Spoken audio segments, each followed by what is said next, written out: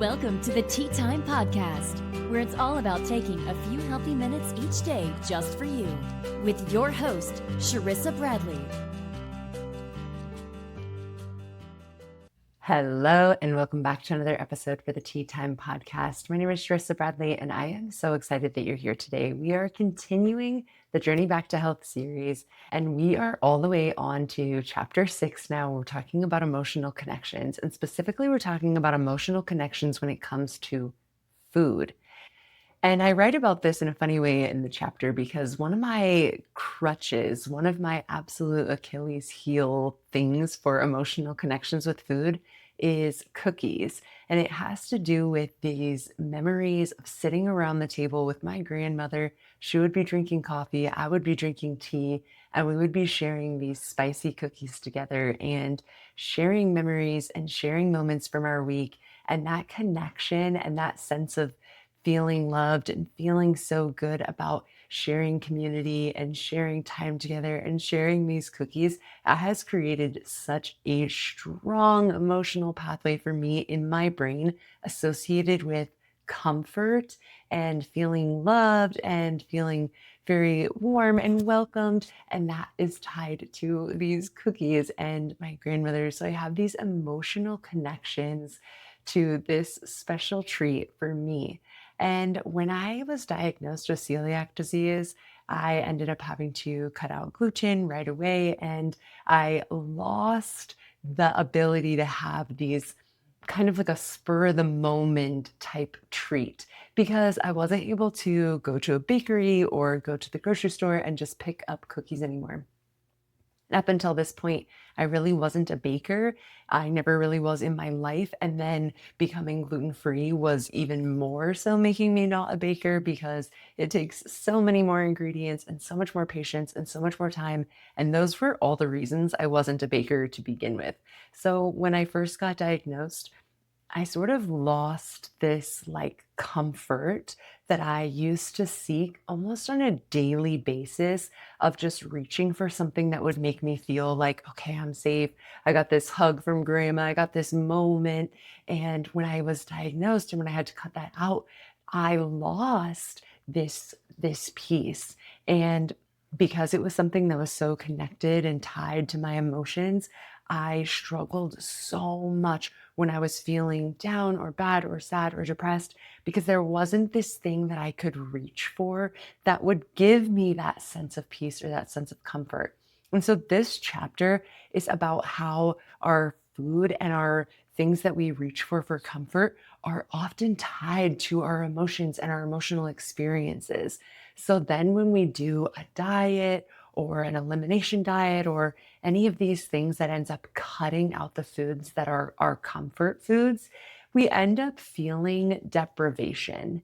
And when we're feeling deprived and we're in a healing state and we're really needing to be able to have some energy, to be able to take action steps, to be able to move forward, when we're also lacking that comfort, that can create a huge emotional deficit for us. Because if you're already struggling to do something new or to cut out foods to make yourself feel better, and then add on top of that feeling of deprivation, and then add on top of that, we're not meeting our emotional needs through food. And now I'm not saying that that's the best way to meet our emotional needs, but at the end of our day, if you're like, I just really want my this that makes me feel better. If you add on top of that, I can't have that because I'm on this diet. I can't have that because I'm allergic to wheat. I can't have that because I can't have this. That adds so much more pressure and more frustration on top of feeling the way we were already feeling. So I encourage you in this chapter to actually go through your recipes, find those comfort foods that feel good to you, and make recipe switches or swaps to be able to have exactly what you want without depriving yourself in any way.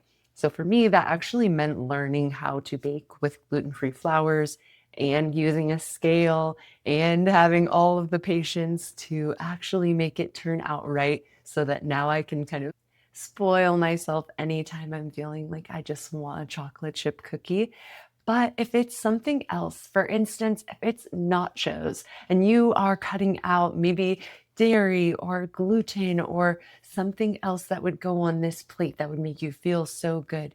Are there things that you can switch out that would be high nutrient dense, high impact foods that wouldn't make you feel deprived and you could still have that thing that you were craving? Maybe you're cutting out corn and instead you use sweet potato chips, or you're cutting out meat and instead you pack it full of vegetables like tomatoes and jalapenos and peppers and onions. What would satisfy that craving and that comfort without sacrificing your health in any way? For me, that was going to the bakery and getting a cookie, and I couldn't do that anymore. So I had to put the time and the effort into learning something new so that I could benefit and never feel deprived.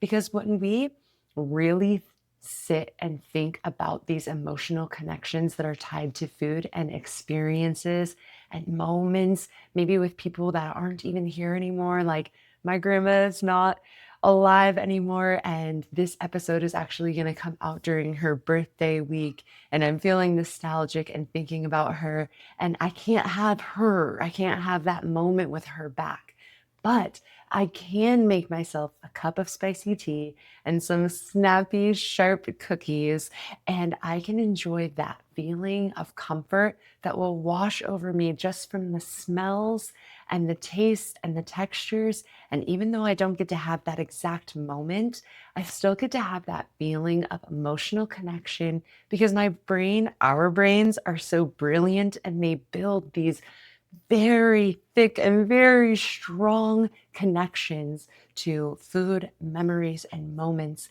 And the smells of those things can bring back that comfort. And so if you are on a journey in your healing and you've been deprived of things that are bringing you comfort, I will absolutely encourage you this week to just look through the recipes, see if there are any ways that you can make switches to things that can bring that comfort back to you. For me, it's my grandmother's banana bread. And the only thing that I had to switch out in order to make it gluten-free was switch out regular flour for Bob's red mill flour and add a tablespoon of xanthan gum. And I get to have my grandmother's banana bread anytime I want it. And I can fill my house full of the scent that reminds me of my childhood and brings me that comfort and that joy without sacrificing anything, especially not my health. I will encourage you this week to do the same. And if you're feeling like you're missing something or missing someone or missing a time, and there is a food or a smell that would bring you that comfort, I encourage you to find a way to have it safely without sacrificing anything and without feeling any deprivation. I hope this helps. I hope this brings some sort of comfort for you this week, and I will see you all on another episode next week. Bye. Thank you for spending your tea time with us. Be sure to subscribe so you never miss an episode.